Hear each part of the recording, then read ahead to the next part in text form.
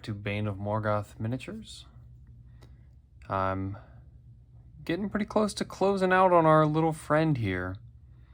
I think after this 2-week break, I'm gonna kind of dive back in on something a little more simple and just show a technique that I like for gold, using metallic rather than non-metallic metal. I don't really espouse to one brand more than another. I just happen to have war paints, Fanatic Army Painter war paints, but I do have Citadel and other things as well. And Retributor armor is one of my favorite golds, and I'm going to coat a good portion of his little bits and baubles, everything I think is going to be metallic besides his weapon up here, in that gold, and then hit it with a little bit of shade.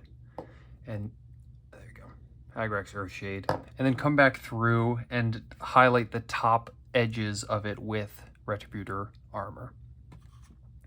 The tricky thing with metallics is oftentimes you don't want to use your best brush for it, because metallics can kind of mess up a little bit of your brush. The big thing with that is making sure it doesn't get into the ferrule, into this middle part, and also cleaning it well is another thing to increase the longevity of your brush.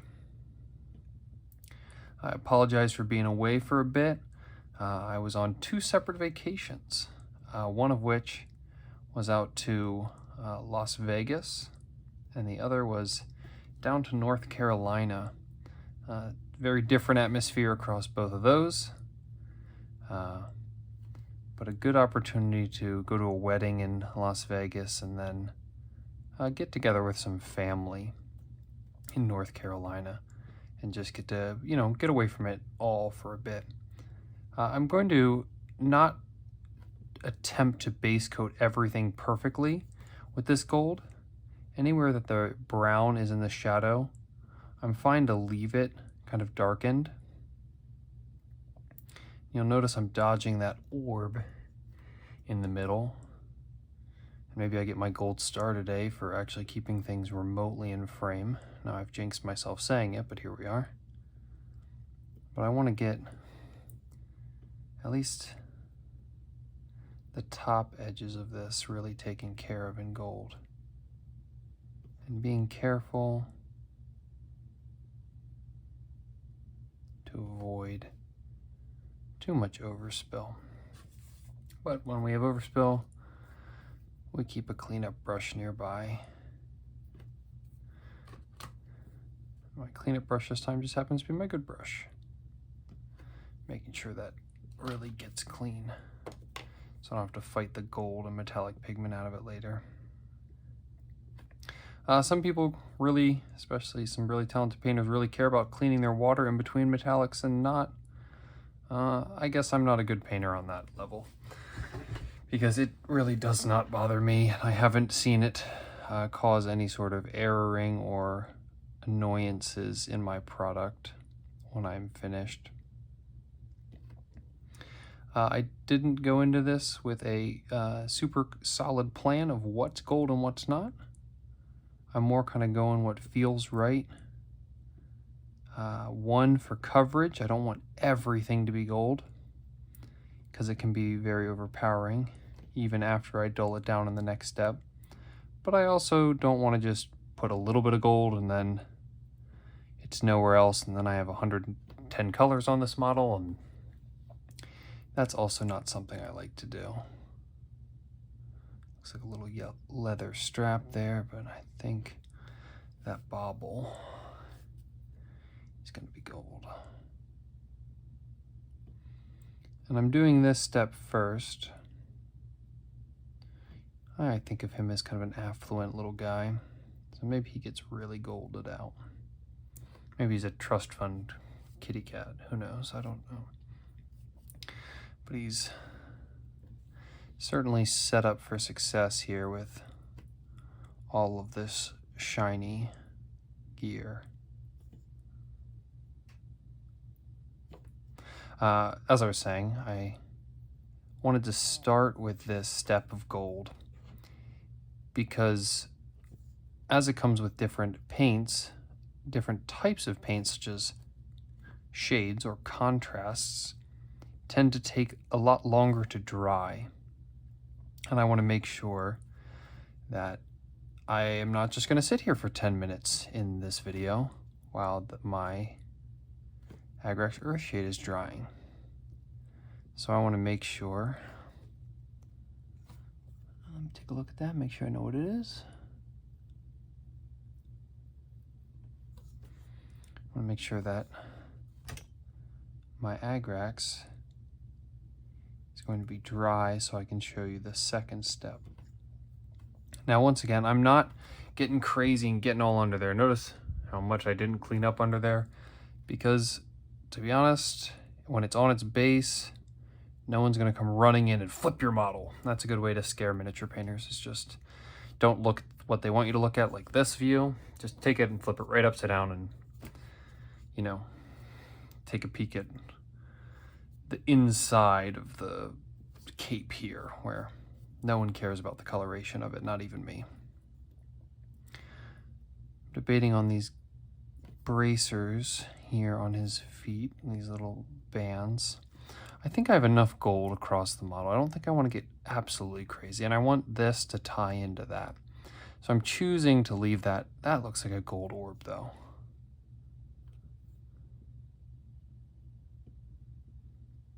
And I've expressed many times that I do not plan every single step out as I'm working. One, it's exhausting. For me, I want to be painting when I have my time. I don't want to be sitting and thinking, well, this could be this and that could be this. And oftentimes the free flow gets me where I want to go. Oh, that's good rhyme. As opposed to forcing it to happen. Now we've got our gold all mapped out. I left this bauble, this gem in the midst of the gold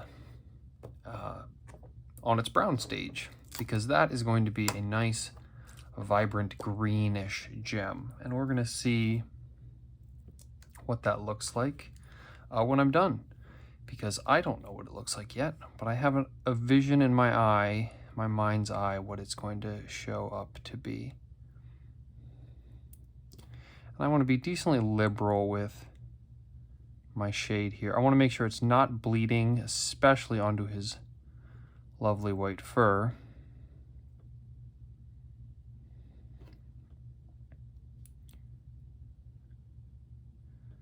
But I want to make sure that it's dulling down, kind of just scraping that off. I don't know if you could see the angle, kind of scraping that off on the inside edge there. And then I can use capillary action to pick up some of that excess. And capillary action is something that can be used in multiple different things. But mainly what I'm using it for right now is when a surface is heavily diluted with or heavily saturated with something, I can take a brush that does not have a lot on it, and the moisture will move to the dry of my brush. And that will allow me to whisk away, if you will, or wick away a portion of that I don't want to show so strongly.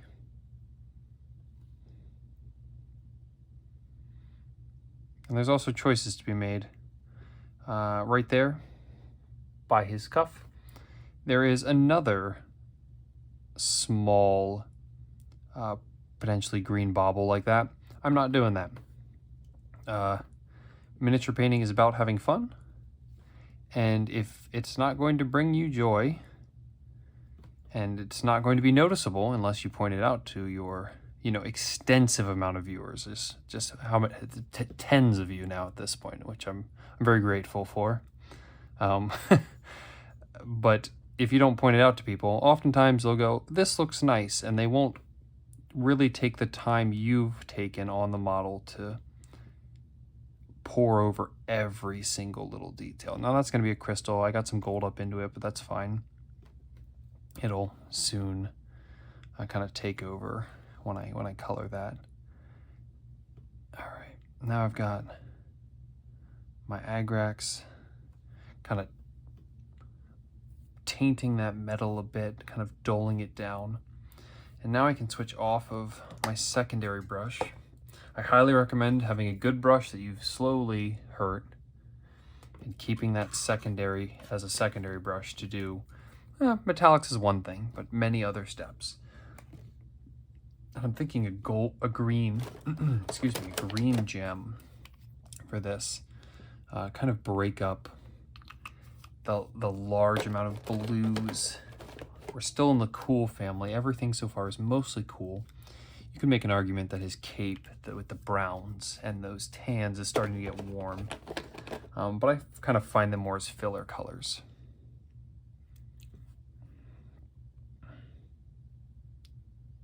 And now what I'm doing is just establishing my base coat. And it's likely that I'm going to run into some of that Acrylic shade. In which case I can just wick that up, get rid of it, because I don't want to be dealing with the dry time of a shade while I'm trying to blend out a crystal looking thinger, you know, the technical terms.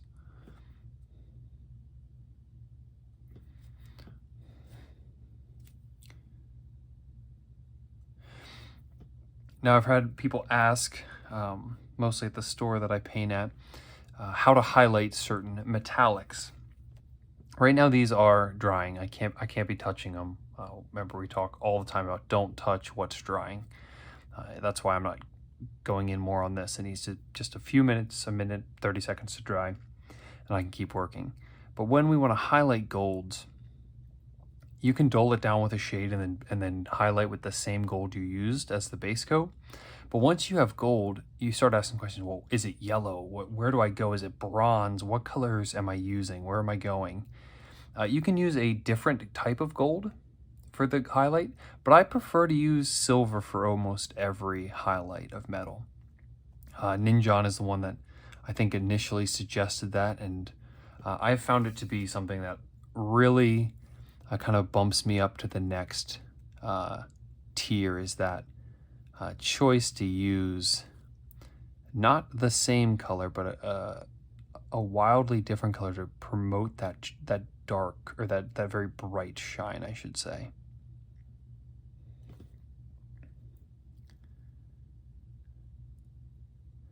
It's interesting coming back to painting because I have not painted for almost 2 weeks now, which that might not seem like much for most people, but there are weeks I paint 15 to 20 hours a week, and that really kind of affects what's going on in my mind and in my brain. It's very cathartic for me. I might get a little wild here and do a little wet blending. Kind of hunting for a mysterious glow in it. And now that I've started talking, I need to jump in and grab some yellow,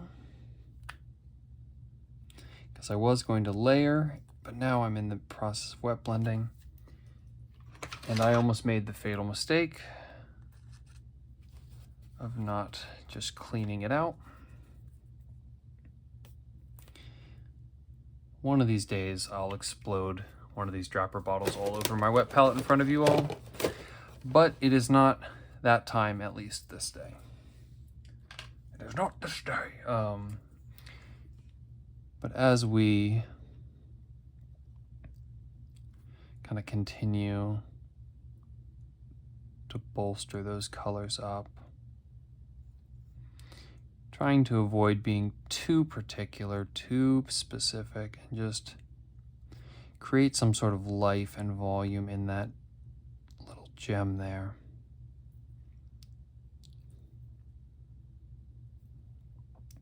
I always liked wet blending because it feels like a brother to non-metallic metal. It's kind of like the redneck brother, though, who's a little less polished and thought-provoked and clear and a little more yeehaw, and I bet we can smash that together with this and it'll make a cool sound kind of yeehaw. That's how I feel wet blending is. It's a little more fast and loose, a little more pickup truck than maybe classical music and artistic dance that is non-metallic metal.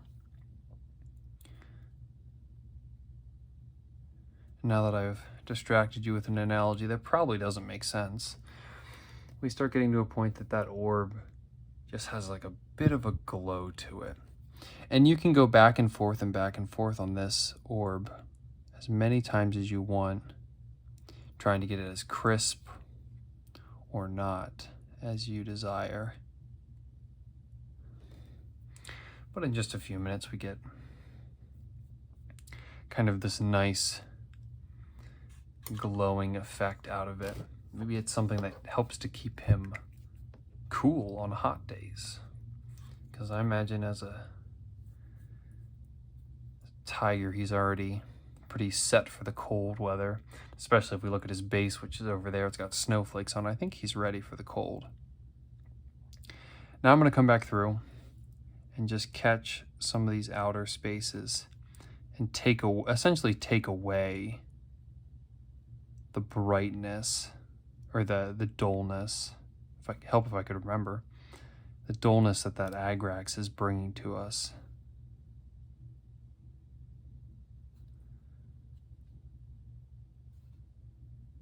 I really want to pick these choice edges that are viewer facing, if you will.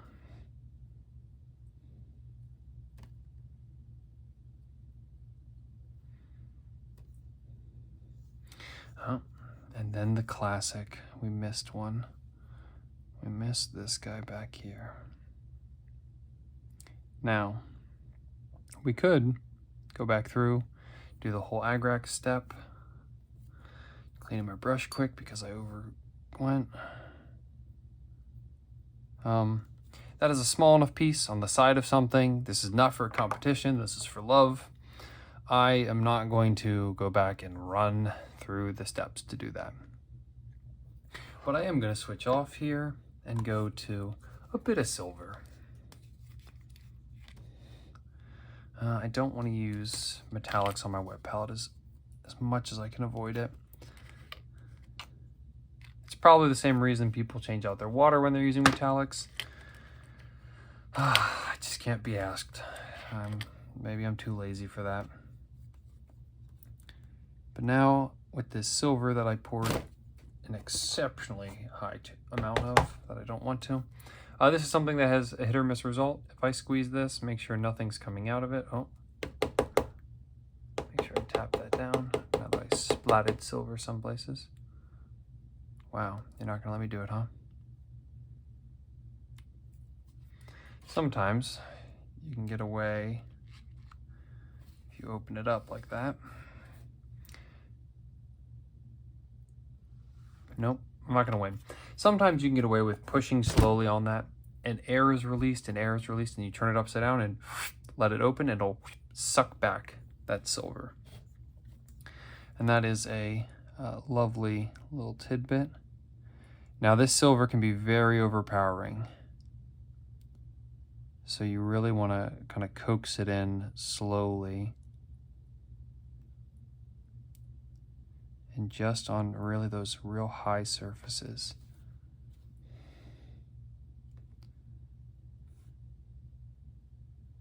And I tend to like the look of this.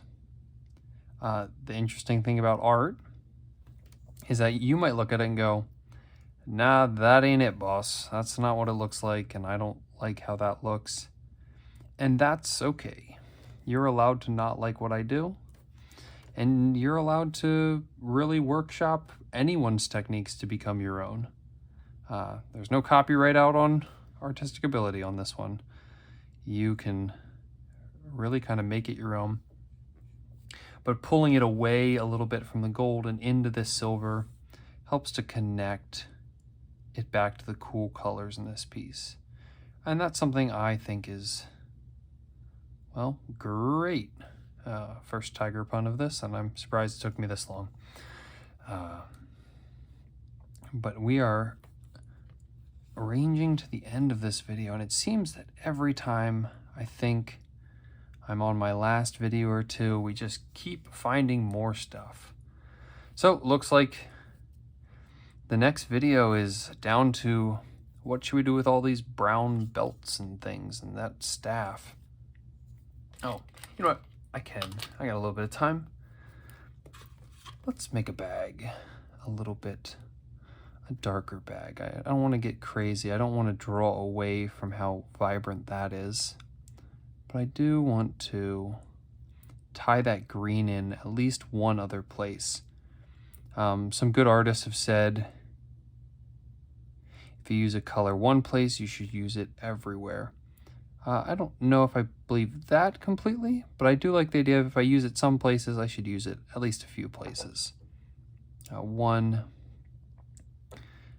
using it in one place kind of lends you to finding out like, oh, I got 16 different colors out and I got to use each one. And I try and keep it lower in the amount of colors.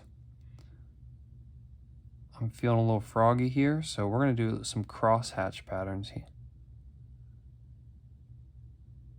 And the key to that is really establishing one to establish direction, and then work off that one that has established your direction. Don't try and get too finicky, especially if it's some of your first time doing freehand work. Don't try and make the most intricate crosshatch pattern of your life.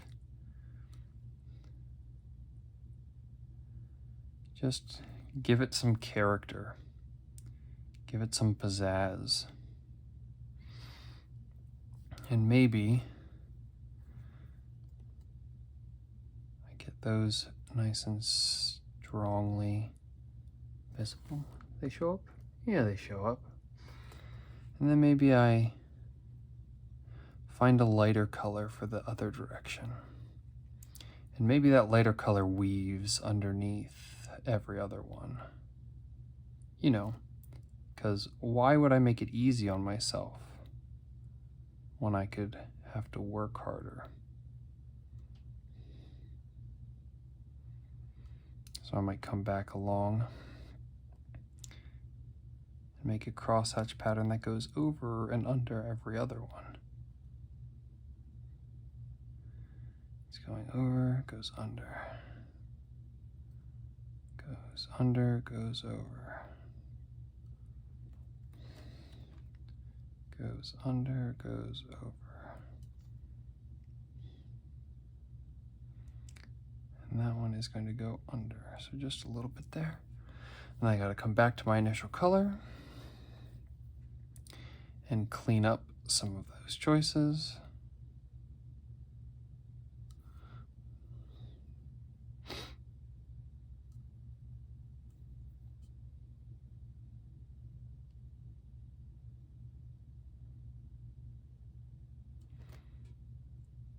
This is the best part of the video where you get to listen to me breathing. But we make a little bit of a crosshatch pattern, just something to tie in. And I think it adds a little bit of character. Maybe that's his favorite apothecary herbs that he brings with him on every travel.